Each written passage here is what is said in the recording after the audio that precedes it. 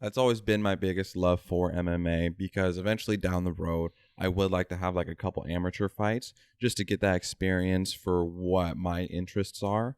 But just the overall aspect of MMA and the fact that it doesn't matter if you dedicate 20 years to one single discipline, it could all be counterbalanced because of how much variety there is in MMA. Yep. Like you put Conor McGregor and Habib is a pretty good example. Conor McGregor doesn't really have like good wrestling, good jiu-jitsu and everything, but he's great stand up. But then Habib just took him straight to his world, and then boom, it was game over. Yep. So that's what I love, and the fact that it keeps you on your toes all the time. You have to constantly work in all these different disciplines. That's been my favorite thing about it. And BJJ, I absolutely love it. I have a gi at home still from when I was training out in AZ Combat Sports out in Tempe. It was so much fun. Yeah, I'd recommend getting back into that, man. I was against wearing a gi for a long time. I'd always give my coach Barry Solons shit for it. They even making fun of the way they look in their gis. But no, he eventually convinced me, man. I got one, and I'm really glad I did, because now like, besides obviously training myself to get more efficient in a fight, which is the ultimate goal, I do pride myself on just wanting to train myself as an individual to be more dangerous on the outside while I'm on this earth. But now I have a goal, like, yeah, I would like to see a black belt around my waist one day. You know, it might take 10 years, but I'd like to achieve that. So it's like, if I'm going to be putting in time doing no gi, I might as well learn it in the gi. Exactly. And get belted up. And then also, just to look out, I'm going to be doing some competitions after this fight, some Brazilian Jiu-Jitsu competitions. Nice. So that I can go in there and learn some shit without getting my face smashed in. You know what I'm saying? Exactly. And you're still getting a little bit of that same aggression, because I know in tournaments there's a lot of tendency of like dirty tricks and everything based off what I see on YouTube. And it kind of helps give you a little bit, like, I want to say a realistic comparison to an actual MMA fight, but at least the level of aggression and intensity kind of helps put you in that. Absolutely. Yeah, and it helps kind of condition you to hopefully be able to apply in a real world scenario. Yep, that's a very overlooked thing, and especially for guys who are looking to get into the sport. You know, if you're doing jiu-jitsu for an hour and a half, 2 hours a day, and then you're doing boxing on some days and you're doing kickboxing on other days, you got to get those days where you're putting it all together. And even when you're putting it all together and you're doing, you know, takedown defense drills or whatever type of MMA stuff you're doing where it's all collaborative, you have to get in a fight. And what I mean by that is you have to have a training partner that's going to go rough you up, man. It's going to knock you around and put you on your ass when you need it, and, you know, throw a strike at your head when your hands are down and hit you. Like, that type of thing needs to happen. Otherwise, it's all a big shock, you know, because it's not like an everyday occurrence where you get in a fight and you get roughed up and, you know, you're all tensed up. It's not an everyday thing. That's why I think most fighters, or at least myself, that's what I seek, that adrenaline rush of being in a cage with somebody and going the fuck at it with them. There's like not too many things on this earth that give you that feeling. So it's an addiction, to be honest. That's what it is. So yeah, it's especially doing it in front of a crowd too, and you hear the roars, the whole reaction and the interest. It's so insane. Yeah, it really is. And honestly, this fourth fight is going to be much different than my first three, because I learned something in the third fight.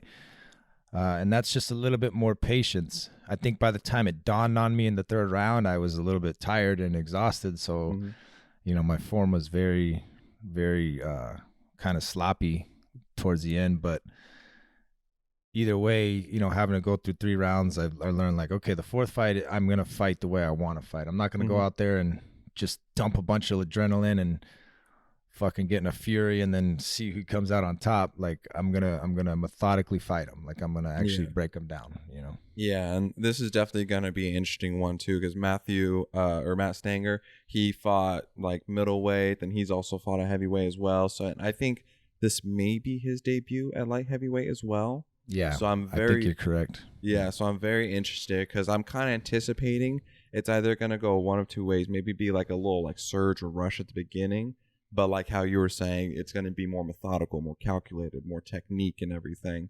Because when your last fight, when you guys were standing up and you were connecting good. Like, Yeah, I just was like I said, I was so exhausted, man. Mhm. Bradley Burson was a lot to deal with those 3 rounds. So, once you finally get back, I think the ref should have stood us up a couple times, and that would have really helped, because getting out from under a fucking guy like that is like takes a lot of damn energy. And when you're on Mhm. your feet, you can see a couple of my punches that I throw are so wild, and one of them I slip really, really bad and basically get taken down again right after that. But hopefully this time, he's not going to be so geared towards going to the ground to where he has no choice but to stand up a little bit. I Yeah. don't think he's going to watch my last fight and be like, oh, I could take this guy down. He just watched a 260 pounder not be able to TKO me for 3 rounds. Exactly. So he's not going to do any better than that. So I think he wants to stay standing. Yeah. If not, we'll be prepared for the ground. That's all I've been working on. You know what I mean? Exactly. Yeah, because I mean, you didn't quit at all throughout that fight, and we were all giving you so much props for that, especially because of that advantage that Bradley had, and he just kept on taking it to the wrestling. There Yeah. wasn't really any stand up or anything like that, because when you guys were standing up, you were connecting. He was struggling. Yeah, definitely a reach advantage in that. That was one thing I knew I had coming in. But if I'm Bradley Burston, man, I don't need to connect. You know what I Yeah. mean? He did his absolute job. He knew exactly what he needed to do Mhm. to win that fight. I'll tell you what, I'd like to box him though. I'll do a boxing match with Bradley. There we go. No wrestling, no more wrestling with that guy. Maybe one day if he comes down to 205, or if I go up again, but I don't see myself going up that much. But yeah, it just it was a different aspect on the feet, and like I said, once I got to the end, man, I was just too tired, too gassed. So that's another flaw that I'm like, all right, well, I do have good cardio, but I can always be better. I shouldn't be in a 3-round 3-minute fight and be like so tired that I'm like falling over, wobbling, or I'm just not throwing kicks correctly, or my punches are too wild, or Yeah. I lost my composure, and then I regained it when I realized, oh fuck, I could still win this fight. Yeah.